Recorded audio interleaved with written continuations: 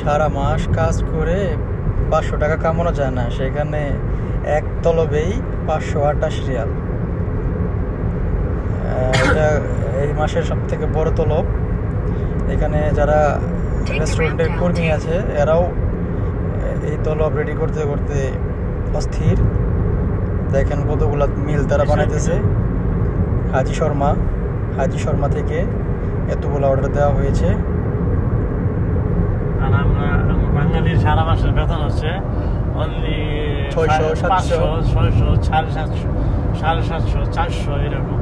আর ওরা এক বেলা খানা খায় 500, 550 টাকা। ঠিক আছে, কি করবো, কিছু বলার নাই। বিলাসিতা, শৌখিন লাইফ।